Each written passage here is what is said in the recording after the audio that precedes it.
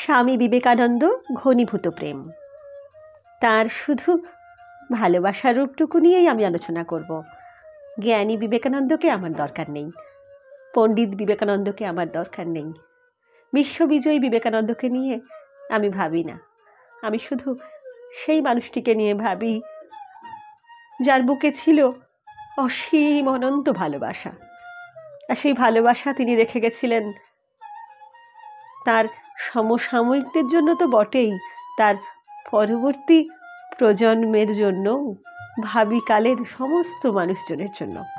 আজকে এইরকম কতগুলি ঘটনা আলোচনা করব। প্রথম ঘটনাটি স্বামী অচলানন্দের কাছ থেকে আমরা জানতে পারি। একবার কানাই মহারাজ, পরে যার নাম হয় নির্ভয়ানন্দ, তিনি স্বামীজির সেবা করতে করতে তারই বুকে মাথা রেখে ঘুমিয়ে পড়লেন। পাছে তার ঘুম ভেঙে যায় সেই জন্য স্বামীজি কিন্তু অনেকক্ষণ পর্যন্ত শান্ত হয়ে শুয়ে থাকলেন। মানে স্বামী বিবেকানন্দের বুকে মাথা রেখে ঘুমোচ্ছেন কানাই মহারাজ, আর স্বামী বিবেকানন্দ একদম নরঞ্চরণ হয়ে শুয়ে আছেন, পাছে শিষ্যের ঘুমটা ভেঙে যায়। কতখানি ভালোবাসা থাকলে, কতখানি স্নেহ মমতা থাকলে এমনটি ঘটতে পারে।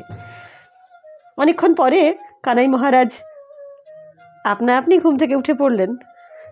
নিশ্চয়ই তিনি লজ্জিত হয়েছিলেন, কিন্তু এই ছোট্ট ঘটনাটা আমাদের কাছে প্রকাশ করে দেয় কতখানি নরম মন নিয়ে তিনি তার শিষ্য ভক্তদের শাসন করতেন। দ্বিতীয় ঘটনাটি মানুষ সম্পর্কে নয়। দ্বিতীয় ঘটনাটি আমরা বাঘা নামে একটা নেড়ি কুকুরকে নিয়ে শুনব। স্বামীজির সঙ্গে এই বাঘার ছিল ভালোবাসার সম্পর্ক। বেলুড়ে অনেক প্রাণীর সঙ্গে স্বামীজির ভালোবাসার সম্পর্ক ছিল। তো এই কুকুরটাকে স্বামীজি খুব ভালোবাসতেন। একদিন কুকুরটা ঠাকুরের ভোগে মুখ দিয়ে ফেলল। তো মঠের সন্ন্যাসীরা সবাই মিলে তাকে নির্বাসন দিল। স্বামীজি তখন মঠে ছিলেন না। স্বামীজি সন্ধ্যায় মঠে ফিরে এসে শুনলেন সবাই মিলে বাঘাকে বেঁধে নিয়ে গিয়ে গঙ্গার ওপারে ছেড়ে দিয়ে এসেছে। তার খুব মন খারাপ হয়ে গেল, কিন্তু কিছু করার নেই। এদিকে বাঘাকে মঠ থেকে সরিয়ে দিলেও বাঘা কিন্তু মঠ ছাড়েনি। সে কি করেছে, সাধুরা তাকে গঙ্গা পার করে দিয়ে ফিরে আসার পরে খানিকক্ষণ পরে আরেকটা ফিরতি নৌকায় সে উঠে বসেছে। মাঝিরা যত তাকে নামাতে যায় সে দাঁত খিচিয়ে তেড়ে আসে।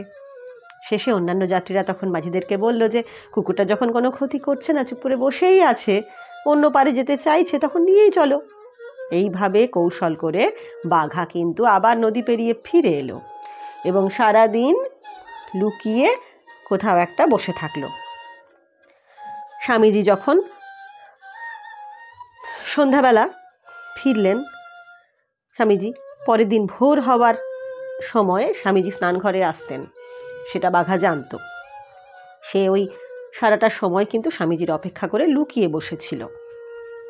স্বামীজি যখনই স্নান করতে স্নানঘরে আসছেন তখন বাঘা তার পায়ে মুখ বেরিয়ে সে তার পায়ে মুখ ঘষতে ঘষতে কুই কুই করে কাঁদতে লাগলো। স্বামীজি বাঘাকে নিয়ে বেরিয়ে এসে মঠের আর সবাইকে ডাকলেন, ডেকে বললেন বাঘাকে এভাবে যেন কেউ আর তাড়িয়ে না দেয়, ও চিরদিন মঠেই থাকবে। বাঘার তখন আনন্দ দেখে কে, লেজ নাড়তে নাড়তে গর্বের সঙ্গে সবার মুখের দিকে তাকিয়ে বাঘা আনন্দ করতে লাগলো। বিস্ময়ের ব্যাপার এটাই যে বাঘার মৃত্যুর পরে তার দেহটা গঙ্গায় ভাসিয়ে দেওয়া হয়েছিল। পরের দিন দেখা গেল তার নশ্বর দেহটা আবার ভাটির টানে মঠেই ফিরে এসেছে। সবার হয়তো মনে পড়ে গিয়েছিল স্বামীজির সেই অমোঘ কথা, বাঘা চিরদিন মঠেই থাকবে। এরপরে তার দেহটা মঠের জমিতেই সমাহিত করা হয়েছিল। ছোট্ট ছোট্ট ঘটনা, কিন্তু কোথাও আমার মনে হয় এই ঘটনাগুলো যেন আমাদেরকে বুঝিয়ে দেয় স্বামী বিবেকানন্দের হৃদয় কত কোমল, কত নরম, কত স্নেহ পরিপূর্ণ ছিল। স্বামী রামকৃষ্ণানন্দ খুব কাছ থেকে দেখেছিলেন গুরু ভাই স্বামী বিবেকানন্দের। তার কাছ থেকে ছোট্ট কিছু কথা এখানে প্রসঙ্গ উল্লেখ করা যেতে পারে। রামকৃষ্ণানন্দজি বলছেন, স্বার্থপর লোকেরা সহজেই সবল ও সুস্থ থাকতে পারে। হয়তো বৃষ্টি পড়ছে, কেউ এসে বললে যে অমুক ব্যক্তি জ্বরে অসুস্থ হয়ে আছে। স্বার্থপর ব্যক্তি বলবে, এই বৃষ্টিতে বের হওয়া আমার পক্ষে বুদ্ধিমানের কাজ হবে না। অন্যদিকে নিঃস্বার্থ ব্যক্তি তার কাপড়খানি গুটিয়ে ঘাড়ে একটি চাদর জড়িয়ে সেই বৃষ্টির মধ্যে নিজের বিপদ বা অসুবিধের কথা চিন্তা না করে সেই অসুস্থ ব্যক্তির কাছে উপস্থিত হবেন। স্বামী বিবেকানন্দ যদি কখনো শুনতেন যে তার কোনো বন্ধু জ্বরে আক্রান্ত, তাহলে দুর্যোগপূর্ণ ঝড়েও সেই বন্ধুর কাছে উপস্থিত হতেন। অপরের জীবন বাঁচানোর জন্য নিজের জীবন দিতে তিনি সদা প্রস্তুত ছিলেন। এখানে মনে পড়ছে আরেকটা কথা। কোনো একটা জায়গায় যেখানে প্রচণ্ড শীত, সেখানে স্বামীজির কাছে মাত্র একটাই কম্বল ছিল। অন্য একজন সন্ন্যাসীকে ঠান্ডায় কাঁপতে দেখে তিনি তার একমাত্র সম্বল ওই কম্বলটি তার গায়ে চাপিয়ে দিয়ে, তার আপত্তি সত্ত্বেও তার গায়ে চাপিয়ে দিয়ে কাঁপতে কাঁপতে সেখান থেকে চলে গিয়েছিলেন। ঘটনাটা মনে পড়ল হঠাৎ। স্বামী বিবেকানন্দ এমন একজন যিনি সব মানুষকে ভালোবাসতেন, কোনো কাজকে ছোট মনে করতেন না। সকলের প্রতি তার স্নেহ দৃষ্টি ছিল এবং সব রকম কাজের প্রতি তার সাংঘাতিক শ্রদ্ধা ছিল। পৃথিবীর কোনো কাজকে নীচ কাজ বলার অধিকার তোমার নেই, তিনি বলছেন। ঝাড়ুদারের কাজের সঙ্গে সম্রাটের রাজ্য চালনার কাজের মধ্যে ভালো মন্দ কোনো পার্থক্য নেই। তিনি যেই কথাটা মনে করতেন, এবং তার মুখ থেকে একটা গল্প এই প্রসঙ্গে আমরা শুনতে পাই। সেই গল্পটা শুনলে আমরা বুঝতে পারবো যে স্বামীজি কোন ঘটনাগুলোকে ভীষণ মূল্যবান মনে করতেন। ঘটনাটা হচ্ছে, একদিন ডাক্তার সরকার, মানে মহেন্দ্রলাল সরকার, যিনি ঠাকুরের চিকিৎসক ছিলেন, তিনি এবং তার এক বন্ধু কলকাতার রাস্তা দিয়ে যাচ্ছিলেন। এমন সময় মল ভর্তি টব মাথায় নিয়ে এক মেথর সামনের দিক থেকে এসে তাদের কাটিয়ে উল্টো দিকে চলে গেল। এমনই বিশ্রী দুর্গন্ধ ছড়ালো যে ডাক্তার সরকারের বন্ধু নাকে কাপড় চাপা দিলেন, কিন্তু ডাক্তার সরকার কোনো প্রকার বিকার না দেখিয়ে পথ চলতে লাগলেন। বন্ধুটি অবাক হয়ে গেলেন, কারণ ডাক্তার সরকারের খুঁতখুঁতে শুচিবাই স্বভাবের কথা তিনি জানতেন, যিনি তাঁর স্ত্রী প্রতিটি গম বেছে পরীক্ষা করে ভাঙতে দিলে তবেই রুটি খেতেন। মানে পোকা গম টম থাকা চলবে না, এরকম ব্যাপারটা আর কি। বন্ধুটি তাই প্রশ্ন করলেন, কি ব্যাপার, তোমার ঘ্রাণ শক্তি কি নষ্ট হয়ে গেছে? ডাক্তার সরকার উত্তর দিলেন, মশাই, আমরাই লোকটিকে ওই অবস্থায় নিয়ে গেছি। সে যখন আমারই পরিত্যক্ত জিনিস মাথায় করে নিয়ে যাচ্ছে, তখন আমি নাকে চাপা দিয়ে সরে দাঁড়াবো?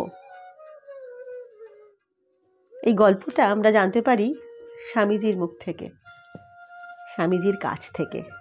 তাহলে এই গল্পটার মধ্যে দিয়ে, স্বামীজির এই গল্পটা মনে রাখার, এই কাহিনীটা মনে রাখার মধ্যে দিয়েও আমরা বোধহয় কিছুটা বুঝতে পারবো সকল মানুষের প্রতি, সমস্ত মানুষের প্রতি তাঁর হৃদয় কতটা অবারিত ছিল, কতটা স্নেহপ্রবণ ছিল।